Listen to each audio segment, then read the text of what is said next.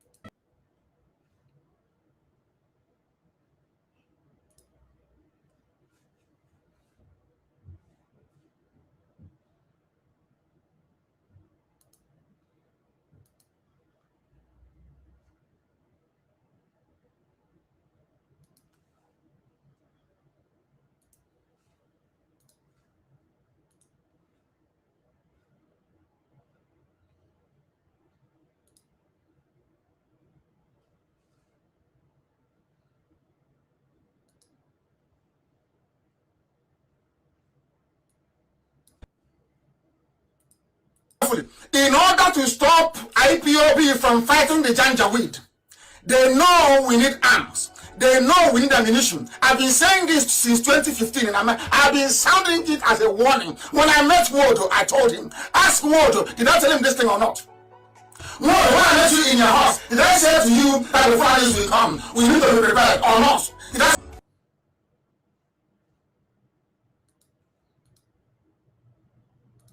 knowledge that God has given you? What position are you?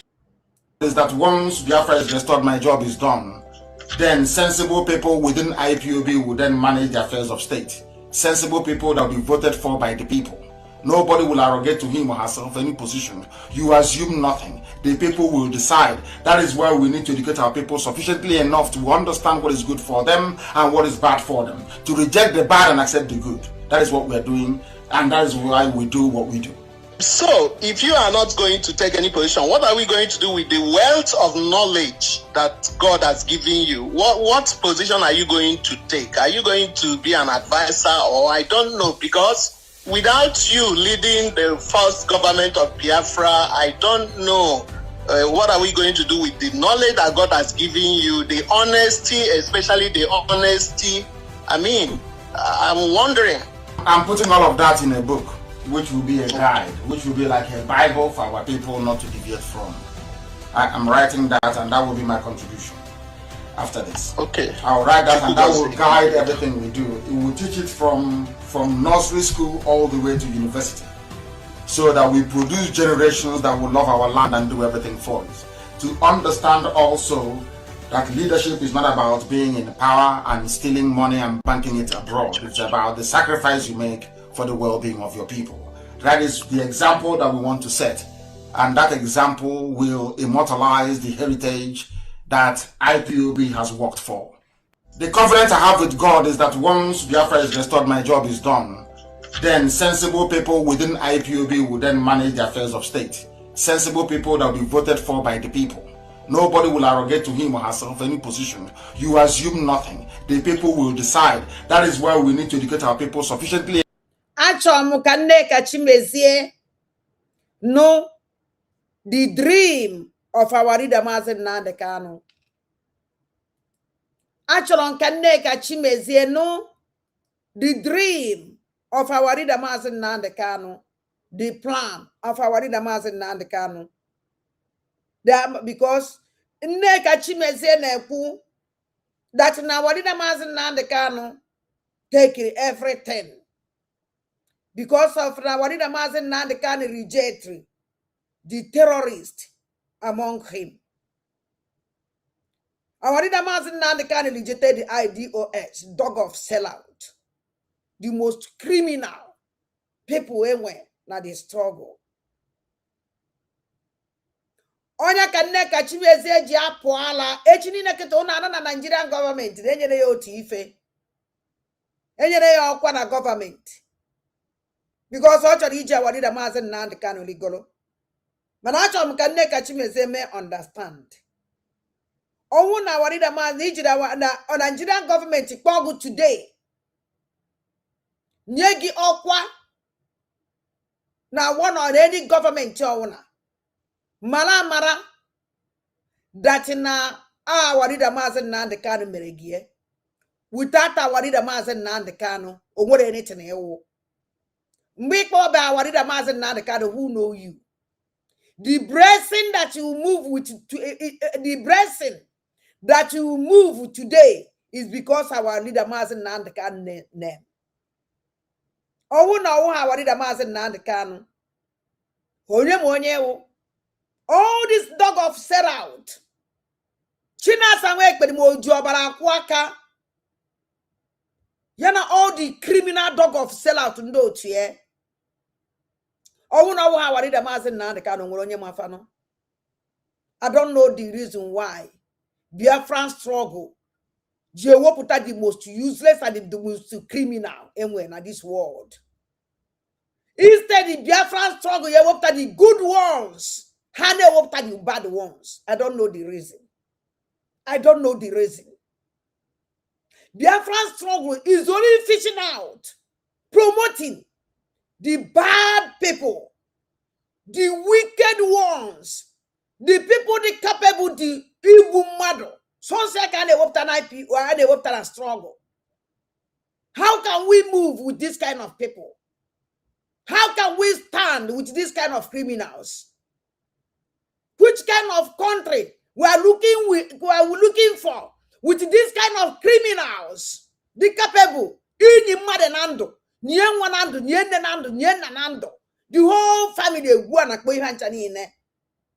no matter the cry, no matter the shouting, no matter the breed,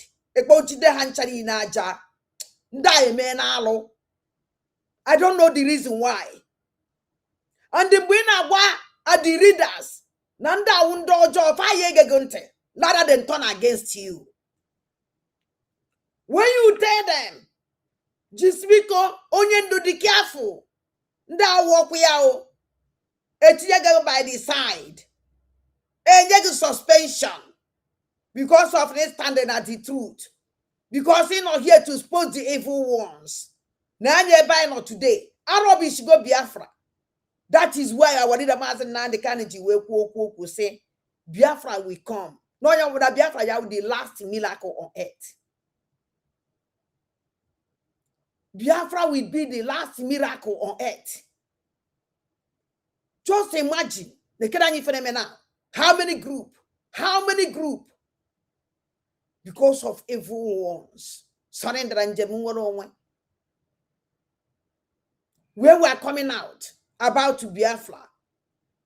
Our leaders supposed to know that na Nibo Murunze Moza, name with a Fulani born. Na Nibo. Na Sibo very, very well. That pretend more than any other thing. That ya gonna fire had a Bibo Nisi Kariandibo. Achon Kari Gen on Sonkwa. Because listening to this criminal, Ma about this woman. I will stop completely about this criminal because I need this woman name. Onyechi Nneka Chimezie na rubbish on akoya gebie. Because for me to bring in this idiot out, when they share the rubbish Nneka Chimezie na-ekwu. Because when I had they share anya, how many people they share the nonsense on the How many people they share the rubbish?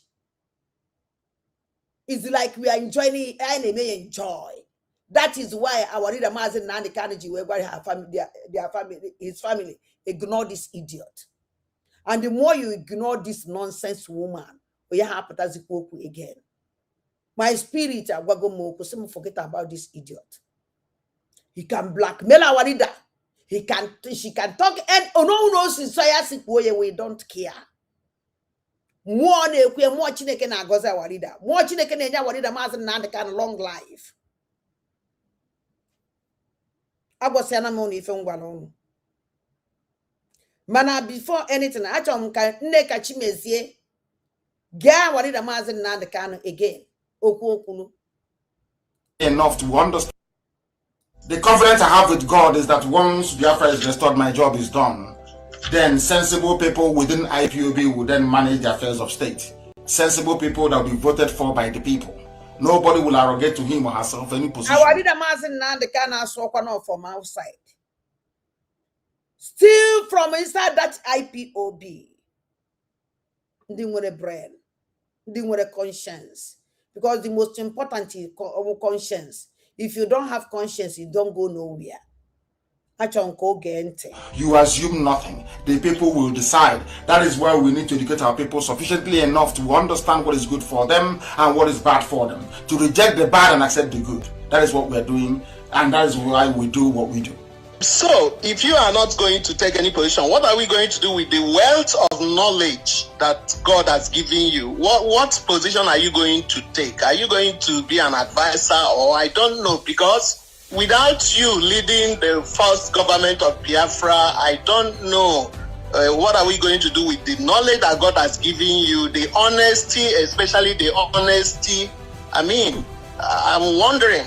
I'm putting all of that in a book, which will be a guide, which will be like a Bible for our people not to deviate from. Okay. I'm writing that, and that will be my contribution. Okay. After this. Okay. I'll write that, and that will guide everything we do. It will teach it from nursery school all the way to university, so that we produce generations that will love our land and do everything for us. To understand also that leadership is not about being in power and stealing money and banking it abroad. It's about the sacrifice you make for the well-being of your people. Exactly. That is the example that we want to set, and that example will immortalize the heritage that IPOB has worked for. Yeah. The confidence I have with God. Now, let me tell this useless woman called Neka Chimezie. Neka Chimezie, let me tell you something. Our leader Mazen Nandekan is a prince.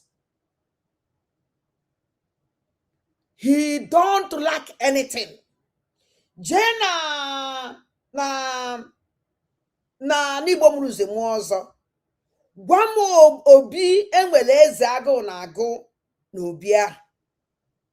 Owu na our leader Mazen Nandekan na-ekwu okwu ego a na-atụ 10 euro. 5 euro. Anụkwa ego a na-atụ eche na a na-atụta nnukwu ego. 10 euro, 5 euro a na-atụ. Ibewa. Igbo ego the Nigerian government promised our leader Mazen Nnamdi Chukwu Kanu. Owu na our leader Mazen Nnamdi Kanu will guard the empire. Our leader Mazen Nnamdi Kanu will collect that money and they stop the struggle. Our leader Mazen Nnamdi Kanu no Sokoto today, because of not standing strong, or standing no Biafra or nothing. And if we for what I liked from the beginning, either Biafra or death. And those standing there or betray the higher one. And do I with an forget? Now they gogi, go the criminal. Ndubuga simpina manaka kwa igwe. Weje kuno convince ya walida Mazen Nnamdi Kanu. Kuchi wanya megidele we better nyanwo. Do you know how many more billions I promised Robert Obie? Cause stop agitation. They have got beg our leader Mazen Nnamdi Kanu to use IPOB as a political party in Nigeria. Our leader Mazen Nnamdi Kanu refused. Every time you come out on social media insulting a man, Ima choose nun onwu hapu ego. Ima no choose onwu hapu ego. That's all they ego the IPOB oga. Ego the IPOB ya ude go ne. Okwade so be sending ke France. Ego the kan ekudo kwe di fa. Already ana 3 year go na eri, ona 3 year go na eri. Are you not ashamed of yourself? What when the useless people they get going to? Although who didn't get going to what? Girl, because so what that's another going to can't stop in a shout. Why is he do na nature? Can if he up to our leader? Can he ya black bear? Can he ya say? Nekachimezie. O when if he who carry an anke kuoro de disi our leader mazen nando Chukwu kano. On we go. On what he was on ye boy. O na-efu nwaanyị na Kenya, o golu ụlọ na Kenya, ọ gbara ana na Kenya, o bi wuti nwaanyị na Kenya, o dị nọrọ nwa 18 years, ọ tụọ nwa 18 years ime, o nwere ibe ọzọ unu nwere ikwu. Kedu ife Nigerian government ya atag awarida tag kalele terrorist atagre ya n'isi? Emu anụ bịara save life ndị Igbo. Now kwụ na-ejide na awarida, ị na-ekpekpe ekpere ka egbuo ya egbuo, Nneka Chimezie, go na ndụ DOS. Because all go one na ekuru ndu DOS. Go one na ekuru Chiki na Asanworu. Go one na ekuru Chike Dozie. Go one na ekuru Maazi Agbayim. So one na ndu DOS mere meeting. Ke egbu awarida. Because someone that no bubu egbu awarida, Igbo nwa amapu awarida adịghị na okay. Iji wepụta na social media wee see that na awarida Maazi Nnamdi Kanu where the stop IPOB. Na Nigerian government here and execute here and they put an open execution now. No zigbo ahụ no nwere onye eti ọnụ and do plan ọnụ. Chineke wee bụ unu ni n'ọnụ. Otu esi wee kwuo Sokoto e wee buru ya ozugbo the same thing. So that nobody ya negotiate here. Mana ka njọ gị ikole ndugu n'uko. Nneka Chimezie ilili ya nwa nwunye mkpụrụ obi gị. Ajụjụ aka nchọrọ ịjụ gị. Ịmana m wee so na eso m ekwu maka onye ndị ọzọ si ekwu eso m otu ahụ ekwue mana Nneka Chimezie achọ nke ige nọ nso nkwa ntị. Gee ntị. Monday or Saturday, the Fulani herdsmen no torumu school photo. Or my very, very sad one. A very, very sad one. Can be Sunday or Saturday. The Fulani herdsmen no torumu school photo. Come back now. Police has not acted. Police has not released any press release. Oh. Police. PPR, I told you about this thing. Come back and when an update. No. He have a police station. They went update. No. He have a police station. You people, you know the meow in a low marker. Now got a hostel, now na show marker go. But I'm not a school. The same school and I shall go. After how you not do anything. Now these people, Toru marker since Sunday, work 25 million each. A particular price, as at yesterday, can see what they say 7.5 million. Only about the our parents one of the parents at Oromwea, I'm very well. One of the parents at Oromwea, all bullet IBC, I'm very, very well. Well, be that man, 7.5 million. When we have police in Iyaba, we have police station in Iyaba. There is no security inside Futo. There is no restriction. Everybody is passing through inside the school. Everybody is passing through inside the school premises. There is no restriction inside Futo. Also, one ask one no, but no can the Fulani has men. How can I ban even Futo? A short of money to Maka. Hostess in about how to can the Fulani has men. She might say, Umakara lecture, Troha, Umakara last one Nneka Chimezie lolo. Follow well lolo. Fulani naza lolo. John Nneka Chimezie or one Nneka Honoria on a Enugu State. AJJ video expo Vaisiana, Ananaban indigene. Choose indigene that nuno. Nneka Chimezie just for that, make sure don't want to clue me. We don't get a man at the community. Everybody up Siana. Yes. Now, all the goma 18 year and Ebubago eba tinye be instant security network terrorists ba recruit tinye that place make sure no one onye ya inside that community again, to be sure that no one ya inside that community again. Neka chibeze no ya na even the Fulani terrorists in Imo State, Neka chibeze never said anything about it. All like kwa umu Igbo, all like the life umu Igbo. Neka chibeze de wala hana protect ndi Igbo. Man onwele anything atrocities in na Igbo. Neka this woman na apta condemn wo. Instead of ya condemn or not support to terrorist DOS. Nebucha send the by. Not support to terrorists in Gozo Alabeza, Nebucha send the by. Not support terrorists to get Nebucha send the by. All the criminals, maybe Kodike terrorists, or not support of her. Everybody is the woman who will keep on social media. Where's now one hour the mass and now the kind of buy more IPOB. Now Nigerian government ye sentence public execution. Oh my God. Actually, can again. Ihe awụ n'Imo steeti kome. Ihe awụ ụmụ akwụkwọ ekidinapụrụ. Nne ka Chibeze ize mọda nne ka ọwụ. Tụrụ ime 9 months mụọ nwa. Na ọwụ na ụmụ ya kidinapụrụ fa. Because this woman mere ka mmadụ datụrụ ụmụ ya niile wee kidnapa ka fa na-arụ. The only woman nwere ike inwe this kind of heart. Nne ka Chibeze nwere. Wụ nwaanyị na-egbu ọchụ. Etu esi nwe terrorist nwoke ka esi nwe na nwaanyị. Kono mala achọrọ nke unu na-ege ntị.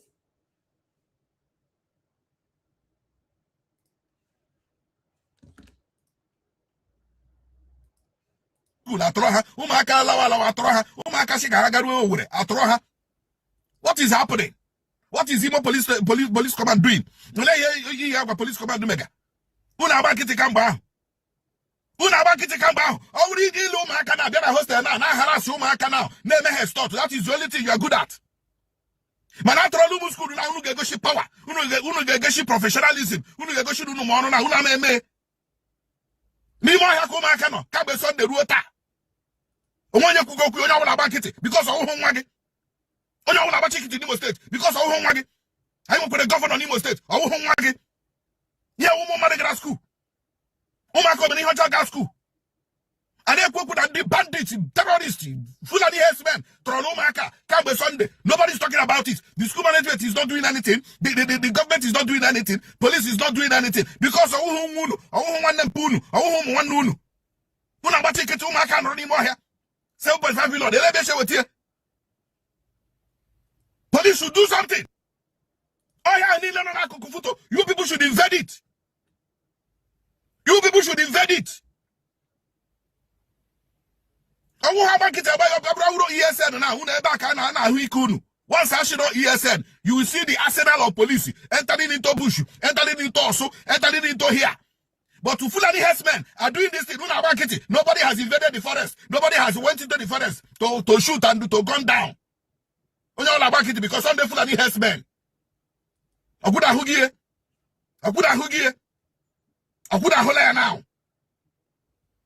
Ekuye na yadika yeneku. But Umaka has been in the bush for the past how many days? Taugene. Past Tuesday. Since Sunday Umaka no anymore here. No, Nigerian police, Imo State Police Command, run or run. Do your work. Oh, my very, very sad one. A very, very sad one. Come be Sunday or Saturday. The Fulani herdsmen not a room school photo. Come back now. Police has not acted. Now, nenne wanyi begu ne kachibezie. Nenne wanyi begi. Nenne wanyi begebo endri Johnny ya. Nenne wanyi begi ebo endri ha Johnny. A mother for that matter. Kumwa ya maka nolona okada. Abwaburi ya daughter. Neka chimezie. Abwabu this woman. Neka chimezie. Is a new woman leader. The devil woman leader. Undi de budifa nancy. Hey. Onye mwandu ila lead no mwani. Vando. And the deal mwani ila lead. Vando. Nso bode. Nneka Chimezie n'anya nne nwaanyị ibe gị. N'anya nne nwaanyị ibe gị ka ọ dabi nwaanyị na-anala onwe ya omeghe na omegha na ọ nọ na motosaịkụl wuti nwa ya o ji ekpọta na skuul. Otu a ka esi gbadukwara nwa mmadụ dọta. Bịa buru dis woman na ndụ. Gbukwa ya mọchụarị were mma sụrikọcha ya. Maybe na olu na mọchụarị ọwụ na ọ ka dị ndụ. E wee were waterproof wee kpu ihe n'ọnụ n'ihu. Wee were mma wee marikọcha ya na mọchụarị. I would never see so. Abụghị m n'anya. Maka nke mmadụ nsọ asị m nọ na m abụghị n'anya. The only thing mmadụ were ụda egburu nwaanyị. Nneka Chimezie never open mouth and fight for this woman. Nneka Chimezie chọrọ igosi Nigerian government na o nwere heart. No, so na ndị nwere heart. Ha trust on igbu ụmụ Igbo adịrị very easy for her. Ọ na-echi n'oke were nabata ya na politics. Because hence na ị na-egbute ọchụ. Mana ya chọrọ ka Nneka Chimezie mara na Ifeanyi Uba gbugide ka Nigerian government wee mee gọvanọ Anambra State. Ọpọ n'otu niile Ifeanyi Uba gburu. Ifeanyi Uba awụrụ gọvanọ. Chibuzo Egwuatu, do you know how many years? Chibuzo Egwuatu na-egbu ọchụ. Ka o wee nye ya ọkwa. Still enye ya ọkwa. Ebe Kodike, do you know how many years Ebe Kodike gburu ọchụ? Name them. Chinasa Nworo egbukata. Ọ chọọ inwe ọkwa o ji enwe ọkwa nwere onye ma onye ọwụ. Mana nobody nyere ya ọkwa. N'elu ụwa zuru ike. Ụfọdụ ife niile ụwa zuru ike gburu n'ala Igbo. Ụfọdụ ihe niile ụwa zuru ike gburu ndị ọzọ. Ụfọdụ ife niile ụwa zuru ike ji họteelụ ya wee na-eme organ traffic. Enyebeghị ọkwa. Ọ bụrụgo nwaanyị pụta na social media na abrak na ebosi akasọrọ udo. Mele woman, that woman egburu nwa ya. The fishy seller. Egburu nwa ya ka o meziri woman leader. Kwamba woman amami woman ibe na ọ na-alụzi. Ade no ya wụlụrụ ala. You see, they can never trust you.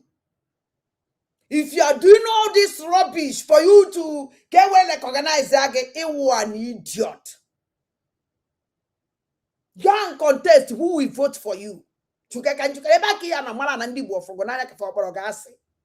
Already na support nonsense ị na-eme ụmụ Fulani amụrụ n'ala Igbo. Ọ na support nonsense ha ị na-akọ na social media. Na nwaanyị ibe gị na ebe ozi endri. Ị kwesịrị ibinye azị nne nwaanyị. Mele nwata nwaanyị ebele furu ozu nne ya ebe ọ dabi. Enwere ike ọwụ na mgwọ tụgbule nwa ya maka anọ na mgwọ tụkwara ọkada ma ebu. If you're on a social media, it's only in a blackmail our leader. Odo kagumwa. Ye me we na wadi na mazen na nkano. Odo kozo ya sonso gumwa. Ebo kwa sinsi. Iwo nyambo. Chibuzo Egwuatu ebekata so na atanwa. Na na atanwa. Na even odo ko so do ojiri befa ni be ma we mele ashe mele hotel. Onwere ebe ekube. I just na-ele. Ke shose ekukatara. Ozi nke a na-akpụ udere si na gburu ndị IPOB egbu na ebere fancha niile isi. Ndị bebe jibe awari da Maazị Nnamdi Kanu Jovi Kaba.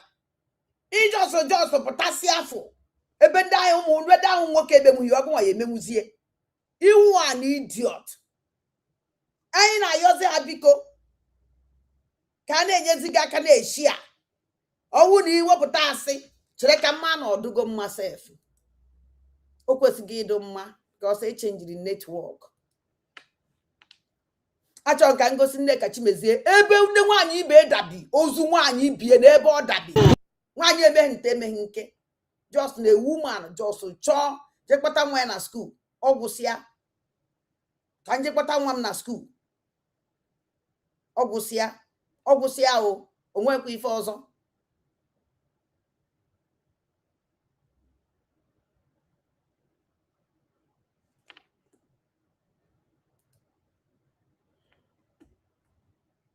Ana m abịa achọrọ m igosi Nneka Chimezie something. I want to show her something. Ebi megide. Ọnụ mmụọ were kwuo. Ọnụ mmụọ were kwue. Eze nwaanyị bụ epụta night ọfọ. Nne Kachimezi ihe afụ nke tọrọ biati. Ihe afụ nke tọrọ biati. You will see nke tọrọ biati o. Nke tọrọ biati o ife ihe afụ. Ozu dị ka gị. Ụmụ etoela akpọ ha baala. Ndị a na-ekwudara ibe a na-akwa nne ha. Ayacha nnọọ bọtara ya mkpọmkpọ iko. N'elu ntị ka unu nụ ebe Nne Kachimezie na-ayọ ndị mmadụ ọnwụ na owepụta propaganda fanye aka shie anya n'enya ana-efu woman gee ntị. Anyị ga na-enye unu the video evidence, the proofs. Anyị anọrọ na false propaganda because onye dịka MAP eziokwu bụ ndụ. Ihe ọbụla ọ na-agwa gị ọ ga-make sure na onye gị the evidence ka ị ghara isi na ịmalụ na ihe dị ọ na-eme. Now nnọọkwa Chimezie nwaanyị imi ezi bụzi ihe ọ nọzi kịta bụ how to recruit people. Ọ na-agwa ha egosi n'iru ha ka ha mewe voice si na Maazị Nnamdi Kanu dakpo nwata. Ha mewe voice attack wa Maazị Nnamdi Kanu kama ha egosi n'iru ha. Ị ga-anụ ya hie na-asị no mgbe ha ga-ebido imewe ihe dị ọna na-eme that voice record na-etinye n'ihu akwụkwọ na Maazị mere ihe dị ọna na ndị mmadụ ga-ebido jụwa ese chee na owe eziokwu. Ihe niile a bụ how to bring Maazị Nnamdi Kanu down. Ihe a niile a plot to bring Maazị Nnamdi Kanu down. Wee na-ewepụta ya ka m na-agwa unu. Nwapụ chere ka m gwa gị number 1 ịmara onye awarida Maazị Nnamdi Kanu onye ife nchọpụta ịmara onye ọwụ because unu enwere time to know him. You people don't have time to know our leader. Or wouldn't want time to know our leader, Maazị Nnamdi Kanu. You are mother to the first of the also quite say about John Nako, Jimmy Nako, or Choya Nako. Nobody will listen to our leader, Maazị Nnamdi Kanu. Our leader, Maazị Nnamdi Kanu. Iji were us and I will quick and them mother won't enter our judge. Since how many months now? Since January, this woman will be blackmail our leader. Why Nne Kachimezie and the mother? If you know who is your leader, if you know the people, trust your leader. Because say that Nne Kachimezie too small to bring out. It would dare propaganda. Only one not obvious. Only one even Nne Kachimezie de kuwe akuru yogwo. Hence no one Chimezie to go inside the prison and go and the Maazị Nnamdi Kanu or walk on. Or feel said, oh yes, it's through blackmailing. And I know that in make you with your mother, make a sure name when you're going to make you can you go like you could choke white or you could. The Kedikunu is my leader. Ebo come or down. Any voice record, Madume. When I sing na Maazị mere ihe dị ọna si onye anya gosi ihe nya gosi yes na onye abonya onye ọbụla ma MAP eziokwu bụ nda nalo mezi ihu mezo ije na this platform ị ga-afụ my videos jiri ebe niile. The reason bụ na ihe ọbụla na-eme na na-etinye ihu m. So at this point achọm ke every onye Igbo ọbụla and every Biafrans should pay attention on the group like this. Nwanyị a na is a Nigerian agent which have been contracted in order to destroy Maazị Nnamdi Kanu and the IPOB, but she has failed woefully. At this point, the mission is to recruit all manner of illiterate bingos, those that hate Maazị Nnamdi Kanu, those that don't love Maazị Nnamdi Kanu, and they will be doing voice record, telling you Maazị did this, Maazị did that. They will not show their self. They will not make any video. It's only voice record. Only few like Udele, Ikenguru Ago, and some of them will only show their face like this woman. But the main people that will be parading that voice, some will even go to the extent of using AI, telling you that this is when Maazị Nnamdi Kanu is saying it. They can even do AI of any person. The person will be narrating story or making voices. I want you all, whenever you see such voice, disregard it. Don't pay attention to it. These are evil people who don't want Biafra to be restored. They hate Mazi Nnamdi Kanu. They hate IPOB. They connive with China Sanworu, Chike Doziem, and those that have been expelled, ex-DOS gangsters. These are the people they are working with in order to tarnish the image of Mazi Nnamdi Kanu. Nothing more, nothing less. And our job as IPOB personnel under the leadership of Mazi Nnamdi Kanu is to expose them and expose their evil plan. Now, watch Yambo Geju Ekwe Koyalebo na ntekilu too much time because olumu abeba hanangu aiga kwagaka gosi gebe gada. Watch no kwa Chimezie na kuzilo people how to make voice record against Mazi Nnamdi Kanu and spread it. Geno the voice record and unu gechen kunu we malo that na this woman obu na inwe bi folia na Biafra land. The only gift in where king yebu will okute mabonya or deserve hidden do. Honestly. Check and baggy Paul Achebe. You want a right. Egwa madu ya will okute mabone kachimezie. You don't have that right. I don't support evil. No. I don't support evil. I think I'm wage. Neka chimezie nwere onye na-eji okwute atụ Nneka Chimezie. Ewulo chie. Ife Nneka Chimezie metere oburu. Olu niile nwere ụgwọ dị n'ụwa. Because na okwu a ikwuru. Gosi no amara m ife mma akpọ ya akpa. Mana na ụnụ na unu mepeghara n'ọnụ. Unu na-ekwu anything otu o si masị unu. And the mara that na Warida Mazi Nnamdi Kanu did not send you to fight for him. Mapu. Owono mba Warida Mazi Nnamdi Kanu wala go fight this woman. Go fight her for him. After all, the time you question fight Warida Mazi Nnamdi Kanu fight her, yeah, medicine after death. Death. Amamu wole ni ona. This woman, if you metre ya wori isi ebulu, mapu nki metre iji isi gibulie. Because as na atu no okuta na atu no. Unu so dande ya atu no okute. Na condition na Warida Mazi Nnamdi Kanu no to. Unu so dande chinere na that condition. Ebunu ne save DOS. Ebunu ne protect dog of sellout. E wono mi ki no kete support home mother. Nu support gidese nya asa gidibe chichazie. After sending pass to say against that person. Everything had to go rate. So unu na-ekwu una na-ekwu na the name of our Warida Mazi Nnamdi Kanu because no one eje na ho ije bi cha Warida Mazi Nnamdi Kanu kita. This if I dey with Nneka Chimezie Warida Mazi Nnamdi Kanu like here. This is why na about with Nneka Chimezie na social media.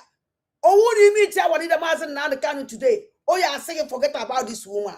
Don't reply to her. And likewise all but be the same thing. For good with Jesus or Jesus will okute to Bonya. Eh, Pidogo no, Tuagodu no kute, no kute, unu betalano. This is nonsense that this woman in the men up. Map, unus no way corsia. Unu this woman loom. O Jakaria Warida. Oh, no, my economy is over the mock one be queer. After Katra Warida Mazi Nnamdi Kanu life jail. Unu need a pata. Is also Warida Mazi Nnamdi Kanu. One kono manunu with a leader. Now, if it was a dog of sellout, I want to life from the beginning. Now, these people who criminals. When we are fighting these people, you people are protecting them. Not throw the carpet. I'm very sorry. If I want to know why I will never support or make them I will never support that. Do you need to know now about a boom boom we? And you know about it we boom we? And you don't want to people how will they turn against themselves? If I chibu ze guato na ngozo la beza na terrorist here ejeketa. How they move adi for that place? I like them that one because na can see abana for no. Obu mo yesida mana agbo gesina agbo. O even eme fa no. Odian can support. And non support na fa na ebu na ebia na egwu ayi. Na mo we agwa hasa ha je buwo onwe fa. But not all like that. I thank God because all my nurse. On a reduce. Agwaka go no iche na ye chezo ga ye chezo. So no mara no na bi no na-ekwu okwu ma na odi okwu na-ekwu na social media because ọ na-ewe m iwe. Ụmụnne m ọwụ na like be this program like anya biko.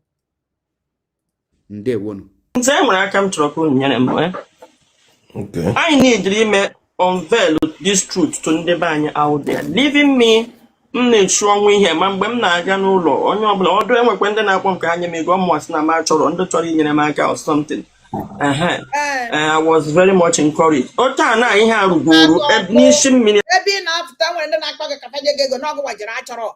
Mana ịpụta na social media na-aya ego. You come out on social media begging people to support you with money. You're begging people to give you money. Now it's like it's ego. Now go watch you. Onyo cho. Na wanya jiri ase. Fiao. Afọ morogo yasinya ndo. Na dey get this nonsense. Ebe ihe anọ enyedịrị m enyemaka ọtụtụ n'ime ọ na ime ordinary voice note ịnọdụ otu a gị were fonu kwuo okwu defend tụkwana m a na-atụsa ya mmadụ ole na ole otu ịghọtara ihe na-eme gị si na-ekwu ihe Madam Pinto na-ekwu ọ ihe ebute m ji kwugide jo na onye anyị na-ekwu dịkwa irresponsible Kita ozi Madam Pinto ka ọ na-asị. Ọ wazila ọlọrọ ozi Madam Pinto. Ifo sorogu kpọba afa gị. Mụnwa wa adandị mbụ na ndị egede can never change this name. Nneka Chimezie. Owu na onye Igbo ka ewu imetere gị alụ dobere your family. Ị na ife na-agwa gị. You have laid cause, a balancing cause na your family. Yes, obegi. But Madam Pinto, but Madam Python, but Madam Toitano, that is your business. Have a good Nneka Chimezie. And it can never change. Na na-egente. onye anyị na-ekwu onye nọ 51 years gara kpụrụ nwa enwe ndị na-ekwu na nwa ahụ erubere 18 years ọ ka m kwụ na so erubere 18 years ka sị ya then hapụ gị ezinụlọ hapụ ma abandon the struggle. Now, after ka Nneka Chimezie gechaziri my program, agwara m ọnụ n'ọmụnwa na ana m anya ndị aka ụgbọ. After ka Nneka Chimezie agwara m ụnụ na oyi eme ife ome. After ka Nneka Chimezie gechara my program, whatever that na o mere mistake by ikwu no 18 years. Now, no nwere ndị na-asị no 18 no orube 18 years. Ka o bugharị anya na o nwere ndị na-asị na agwara m ụnụ oyi abịa. Kpatara nji asịfa that na anything of Baba na-eme prove ha wepụtara ID agwara nya ya jụọ family of that girl. Or that nenu. Money. Oh, no, check the girl out for here. The family of Galasa. The family come out on social media open. Go say yo water. No faka wadida was nande okuchuku kano. To wala never one me. I walk with no good uno or repeat kwalia. Now, even Nneka Chimezie na chozi uka obu puzeya from 18 budata zienya. Mana Nneka jenu John this Nneka Chimezie nedi nwoko daho ne kono no Regina Daniel. Okwana nya eko ome. Regina Daniel omene 18 years. The answer is no. Underage. How many people ndo Fulani jereje kwata nwa 12 years o nwere nke no nwa 12 years amazimu I don't know president or governor. No, 12 years old, they put order from Turkey.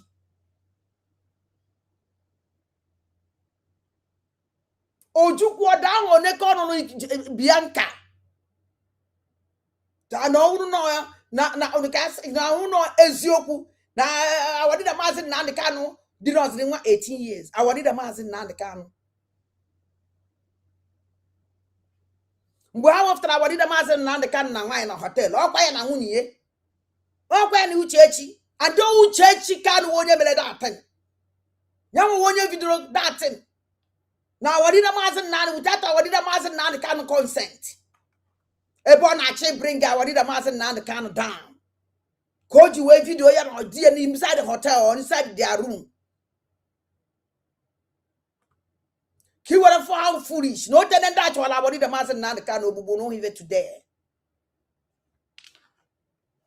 Actually, Uncle Gente. Yeah, I record wale ma abandon the struggle ga biri na Kenya. Selere anya plus all that is some kwegoro kemgbe ha screenshot o ya. Ha screenshot o ya were ya ke wuro ke Wale the master na the can abandon the struggle na Kenya. But on na Kenya we abandon the struggle na Kenya. Man, I wadi the master na the can na that Kenya we may stay we from Western Security Network. Ono na Kenya we from Western Security Network. Ono na Kenya we name broadcast. Ha? Neka chimezie iye je chicha ije okwagi ana we dey here. Imwe na yo Chineke ogonogo ndụ na arụ isi ike ka nna yo ya ebe nwa no mana unu nwa ife na yo ya ebe unu no ogonogo ndụ. Ogonogo ndụ ka nna yo Chineke na ebe unu nwa ndụ ọjọọ no ka ife ko yesi end. and when do you get over my case silence that nobody would do it. Man only one my pan joke can marry joke. Okay, I don't want Number one, we je blush on go fuma. Ono go na so yi. Sai legi je wele my je wele atojo wo je wele obala. Ne ka chimeze number one we jokatara njo je Jeff court. No na nwoku ajo no eburbu ono ga joka nke ma do okwa mma. No na legu na acha pure white je wele obala. Mgbe nno nuno ka ngwa ka nsi atatu. Onyo stop. Let me talk to you because you are an idiot. You were a very dirty idiot. Neka chimezie. Muwa wadande banandegede. Paint me 5 rooms and parlor. Toilet and the bathroom. Namu. No momo. May change the whole house ties. I'm proud of me. Naya come from there. If from aka kanji we menya. Even na gwage. Okwe from kode. You see nkplakam ya kanji we menya. Ina even na gwage. I'm proud onye to meto mo nwem. Odu hizi onye man odi izi ya menya. Neka chibezie. Mgbe nọ n'ụlọ. Atụ ka na ata, enwela brush, tutu brush enweghị nye. Sọnsị ịma na atụ ịtacha sọnsị ihe atụ na-echi wee eze ka ọ na-echi. Ọ na-asị ile. Ejeje kpekele ọbara. Ịma ihe a na-akpọ ọbara. Igu, ịmụ igu akwụ, azụ ya. Mkpekele ya mkpochasị anya mkpochacha ya nko ya na dis were kochaba ile kochafucha ya odo ọcha je kocha ile gị ile gị na-acha white ozu ka ewu onye maka ọnụ gị esi na-elekọsị n'ụtụtụ ị na-ekwu ọnụ a na-esi ọya ka iji ata chingom aka ọ na nga ọnụ chingom ekwesị alụkwara na m ọrụ na ndụ bụ ka nyekwa ka m tụrụkwara ngo nke ọzọ ozu dị ka ga-alụ ọna m ọrụ na ndụ gị ọmụnwa gwara gị chingom chakoi ekwesị ịta chingom jee were ọbara jee kpocha ile gị n'ivu acid n'ọnụ wee na-akpagharị maka na onye ọnwụ n'ọnụ mmiri gị metụrụ leprosi je eme onye ahụ lepa ka a na-akpa leprosi ejide onye ahụ lekatakasị chichichichichicha jee chọọ ọbara were kpochasị ile wepụ acid dụgo n'ọnụ ị na-achọ onye ya ihe eji ọnụ mmiri wee mee ọkpụ isi eri ngo onye ihe eji ọnụ mmiri wee mee ngwọ na arụ onye iji eji ọnụ mmiri wee gwuo acid chi anyị na-asọ oyi na na-egede isi ịdị ọtụ ntị asị na m aya ekuzi maka gị mana ama m ife kpatara ya tinye ọlụ n'ole nke unu ga-etinye iwere fon mee voice note ọcha na mmanụ chikwe screenshot ihe a m kwuru tụpụ ekesawa ya you need isi ihe no just your voice unu kwuo onye mgbe mmadụ atọ na anọ na ise na iri na 20 na-ekwule ihe a maka ofu onye ndị mmadụ ga-ajịkwa nnukwu shọt me here and you go to because we end it. I'm not trying to one of my. Let me tell you something. Also, go recruit to the whole for any terrorist. I'm on an Igbo so. How put social media na ekwu. Chere go ka njedo na ngine kachimezi. Ogunwa mela ai mala awalida. Ogunwa mela ai mala awalida. Ogunwa mela the whole world mala awalida ma asen na ndi okwu Chukwu Kanu. Ogunwa wonye mele enu. You know na struggle, nobody know you. Even if you make the one stupid channel in a jack cost and I may never overthrow this. I don't can allow me cheer about here. He may go overthrow. If you don't know, attack yes, you will be hijack IPOB. Come and hijack IPOB now. Let me see you. Or where's the IPOB when the political party can't fuzzy no? A bank in your own. We are waiting for you people. Genuine IPOB. Our leader must not the kind of register. We make political party. Let us see you people. Sunu dede. Chero to isi amadi gola. Wolo godo ikodi ke apek see you. You know my baby na aya. I need to see that idiot. Because I call that man a rubbish man. Or if you're going to have Bobby Nuno. I want to look at Bobby. Okay. Ye na Zuzu if he is at least he may go through the family. And we better. He may let the family after the family in work on social media. Don't worry. One thing, take it out your picture of your husband you on social media. All the member of your family that is Chibezia Hibinia, can't after the social media because everyone is incapable to tell you to sit down. They will see themselves who are going to promote them on social media. We are going to promote them because in a military former, he was a hero for the family. Our leader Mazen Nadekar is a hero. We know all the families. Obatobia is a hero. We know his family. So we are going to show your family so that the whole world, why the family of Nekachimezie, so that the hero will not complete. Believe me, you will see your family on social media. Bet me. I was the sons of Nagaka enough, and the one that they stand up now something. Mwala that na okwesigike. When I done them and they stand there up na something. Neka chibezie ana meje extra mile. Aso when nada na bia with 1 minute here program get on social media. I'm not a content creator. I'm not a content creator woman. And some nothing use 1 minute, 2 minutes. No. Me hope time 5-7 hours. I have the money to pay my telephone bill every month. And I may use data. I don't use data. As you see, I don't use data. They use direct line. I don't use the data. When I stand up for you, the whole of your family will show themselves on social media. I will promote them. Because if you were a hero, I like if the family of that hero, believe me. I just go to now Christmas. I just go to now happen again. Hey, when I stand up, a bit of a more Jeju ngozo ala beze. Onya na kpada ndembo na ndege. Jeju genkele. Onya na kpada ndembo na ndege. Jeju do DOA, so this dog of sellout. Jeju of onya na kpada and they know me very well. Jeju onda na accountability about Adandibuo. Hiya wagi. Go and ask your boyfriend. Ebe kodi carrier. Oh, mama, fuma. Jeju the criminal caterpillar. Muna ba me call ni be kan na agwa na social media o. Ndu muna ba me call ni be na social media. They don't want him Jeju zonya na Jeju je na inyunu anyanwu. Jeju wu anyanwu no mo nya na agba Adandibuo. Neka Chibeze is too small. because na mna ga ejere kwada abira akọ akara na akọ ahụ aka ni kede si na social media.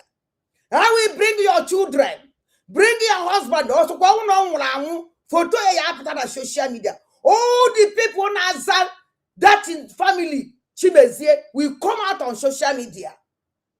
Ka ifukade kiru na anya fade. And aga da kowa gomie. Owo na emala ka emala amala. Ana akwa ma atu egwu. Mmadu ade anwu ugboro na. Fa na anwu once. Asikwa nka ngwa gị ya. Na na-ege ntị ebe ọ na-ayọ ndị mmadụ ka ha pụta na-atụ asị na-eshare on social media. Top fans. You cannot come here. Daalụkwanụ ndị ọma na-ege. Mapụ ozugbo chọzi m ịnụ onu gị. Then achọrọ m igosi unu something because ebe m anọrọgo na this page of Nneka Chimezie, let me close it with it. I have a lot, but ka I was here like this. Remember, go na channel here. Let us finish it with it because I na-egbu ndị be anyị, na-egbu ụmụazị be anyị. Nneka Chimezie nwa kata one day put on social media say the people they many ụmụazị be anyị. Nneka Chimezie, let me show you another thing self. All days yoku. No so na me ya apụta.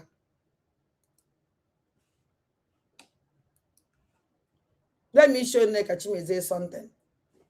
Nneka Chimezie neke n'anya. Achọ nke ige ntị ebe a. Ine anya. Maka ihe na-eme na social media. Ụmụ Chineke. Ụmụ Chineke. Ụmụ Chukwu okike abịa ama. Confirm. So I know today. I know before. Wa shi ka ewezi okwu. Maka ihe na-eme na social media. Ekwensu ji ụfọdụ na-akwara ngwọrụ wee na-agba mgba na-agbagide Maazị Nnamdi Kanu. Anyị ga-ekwe ka ụdị ya ame. Anyị ga-ekwe ka ụdị ya ame. Ọkwa Nnamdi Kanu ma anyị jepụta njem a. Anyị ga-ahapụ ya ka ọ nọ na mkpọrọ taa ahụ. Anyị ga-ahapụ ya ka ọ nọ na mkpọrọ nwụọ. Ọkwa maka ya ka anyị jepụta njem a. Ọkwa ya nwa sacrifice ihe niile ọ nwee fụ na Biafra ga-abịa. Ka ọ wee dịrị anyị mma dịkwara ụmụ anyị to our unborn generation na mma ọwa sị ka eziokwu. Enwe ndị ekwensu jekwara ngwaọlụ as I'm talking to you now. Ha wee na-agba mgba ha gbago mgba ba Nnamdi Kanu ime ka ha marụ ma a ga-akwatu ya ọsị mba ọwa sị ka eziokwu. na. O wee kwudosie ike. Ha wee chọzie ka ha jiri ụfọdụ ndị ọhapụ da structure wee werekwara ngwaọlụ. So achọrọ m ịmarụ na ekwo Nnamdi Kanu wee onye ndu gị and ọ maka Nnamdi Kanu ka anyị ji pụta wenye aka gị enu ka mba ụwa afọ. Maka Nnamdi Kanu ka ekwo. Freemason Nnamdi Kanu na! Freemason Nnamdi Kanu! Akwa Nnamdi Kanu ka anyị ji pụta njem a. Anyị ji maka mmadụ wee pụta. Akwa Nnamdi Kanu onye Chineke tie mmụọ ya ka ọ buturu anyị wee na-aga njem a. Anyị ga-ahapụ ya ka ọ nwụọ na mkpọrọ. Ọ bụ ihere ga-adịrị ndị iro ndị ọbụla na-eche iche ka Nnamdi Kanu nwụọ. Ihere ga-adịrị ndị dị otu a. Anyị na-ekpe ekpere na-eso onye ọbụla na-agba mgba na-agba ka Nnamdi Kanu daa. Onye ọbụla na-agba mbọ ka Nnamdi Kanu nwụọ na mkpọrọ. Onye ọbụla na-agba mbọ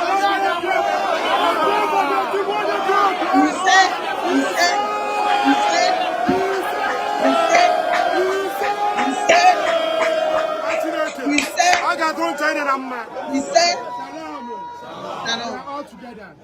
Ndewo. Okay. Chele chihazu biko me. Ndokwa. Chele no biko na mami ibe osi. Nyo kwa mbene ka nankazi. Achọrọ nka Nneka Chimezie offer this crowd. Oduki ebe wibe na ya. Ye eme wibe na ya.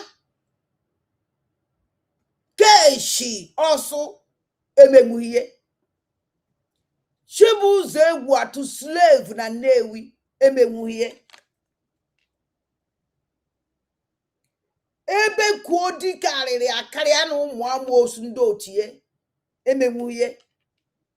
Ọdụ ka ọgụnwa ogiri atụghị obe. Ozigunwa Nneka Chimezie ya atụ obe. Nna ane mo ya eme wibe de ne okarịka gị. malili gị o nyere gị ka mamịrị o nyere ọkụkọ ọnwụ na-eme ha ka m gwazie gị Nneka Chimezie o nyere gị ka mamịrị o nyere gịnị o nyere ọkụkọ ihe emenwe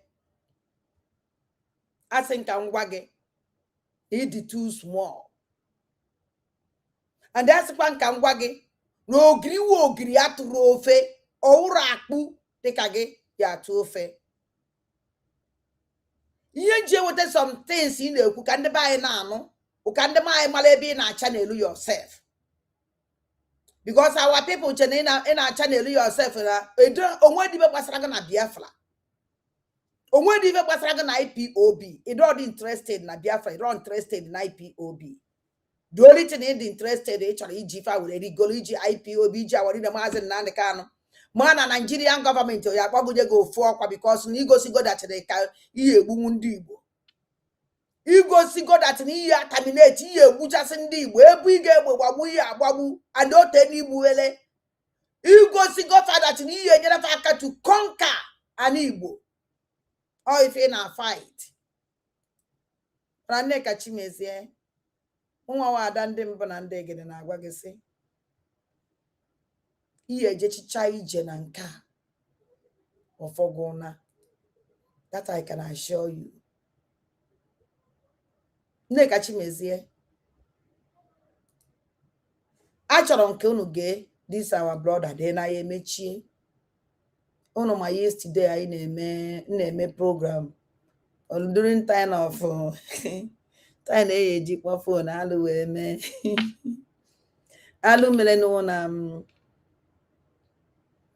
mere na phone nji wee connect my distance nji share my distance to my computer bịa battery ya nwụọ battery ya nwụrụ anwụ so onye nwere ihe kọsịrị ya mgbe my sister na-ekwu okwu na saying that comparing Maazị Nnamdi Kanu with Nasim Lolo Nneka Chimezie is really upset with me after my last broadcast. But one thing is certain, I cannot be working with you while you are criticizing my leader Onyendu Maazị Nnamdi Kanu. And as it stands now, I can't take it anymore. I have to open her up. I have to unleash some certain things where the Igbos have no idea. Now, right now, as I'm talking to you right now, she's on her page comparing IPOB with ANC, which is Africa National Congress. Now, saying that comparing Maazị Nnamdi Kanu with Nelson Mandela, that Nelson Mandela was not in the prison piloting ANC, comparing IPOB with ANC. Now, she fails to tell you people that Nelson Mandela was not the founder of ANC. ANC had been existing 6 years ago, or 6 years before they gave birth to Nelson Mandela. In her, watch this video. Madam Punk, I never talk about no Igbo. Man, I want to hear Naga on now. Yana Dawuna, Maazị Nnamdi Kanu, Gano Nanga. Ne, I change the IPOB. Ogahano Nanga. Eba will my stand now. O question him on Nangana. Joy, we him Japani Maazị Nnamdi Kanu. Yaga Haji no, but I don't care. It's okay. Madiki Kuya. Come go no. Ihem na. Iha wuna. Gogo. Nelson Mandela. Ihem Jero. Who was the leader of ANC while Mandela was in prison? Did Mandela lead ANC from prison? This is the answer. Mandela did not lead the African National Congress, ANC, just like IPOB, from prison. How can she compare Maazị Nnamdi Kanu with Nelson Mandela, saying that Maazị Nnamdi Kanu cannot lead IPOB from the prison? Who are you, Lord Nneka, to tell Maazị Nnamdi Kanu how he is going to pilot IPOB? He is the founder of IPOB. Nelson Mandela was not the founder of ANC, African National Congress, which was found in 8th of January 1912, 6 years before the birth of Nelson Mandela. Now, these things are uncomparable. It is already an institution or a movement that is already structured even before the leader. Do you understand? That's why it is being piloted even without when the leader was not there. when the face was not there. So now, how can you come in to tell Mazin Nankano what to do? Now, from my own view, Lolo Neka, I've been saying this countless times. I don't know, among every other person that have been, screaming her name on social media, she's really worried about me, because I'm not here to insult her, but I'm here to present facts. I'm here to present facts. She is distracting. She's the one causing the nuisance on social media. Let me tell you something, my brother. You must be very careful, because she will come for you. Neka chimeze yebugi. Manapa ki isi eje o ne no no mana ki isi eje. Because Neka chimeze ye send that her terrorist children to come and buy you. Be very careful. You cannot compare IPOB with NNC, Nelson Mandela's movement, African National Congress. You cannot, at the same time, you cannot bring in Mazin Nankano personal family issue to a national issue. It is we cannot take it. Lord Oneka Chimeze, do not expect my loyalty. I cannot bow down before you. I cannot work with you while you are insulting Mazin Nankano. From today henceforth, and have nothing to do with you. Do you understand? Thank you. When I worked with you, I have gone. When I cooperated with you, over. But the one thing you must know is that I cannot cooperate with you while you are insulting, while you are demolishing, while you are trying to disorganize a legacy Mazin Nankano built. Mazin Nankano already told you, made it clear to everyone that he is not a professional freedom fighter. After she appointed me to organize other bloggers. Now I asked her, I told her that I'm a media personnel. I have drone cameras, professional media equipment. Let me render my service to you. Let me work with you for free. Those villages you are entering, you are parading, let us work together. Don't pay me. She laughed. She did not give me a good response. Now, from my own observation and everything, I might not really come up here to give you details, but there's one thing I want you to know here.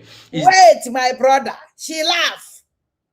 She didn't give you any reply, because if I could only drink for. Because each of can neka chimeze walk, because also can have a journalist. Yes, Neka Chimeze told you that she's a journalist. On a genimo, but the next take a menu is here, yes, or would they take on Nerea Kanesha, can buy a mala if a menu? Or replying, you Neka Chimeze recruited you by this mission or not?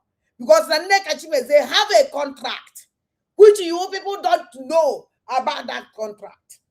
This criminal woman want to use your brain. Oto say use the brain of some criminal useless people now. After go use charon or you dump on like a toilet tissue or like a pad. Pad.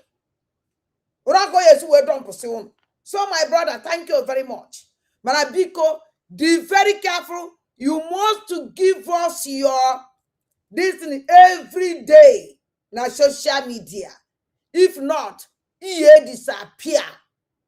Neka chimeze ye bugi. Neka chimeze ye disappear wogi. Wanye akad no para. And do that to Abraham akwaharia. Mwana that no muni no criminals kafawo. Omu ya ni na criminals. O won nke baduro, won nke nwere uche, won nke ma ife.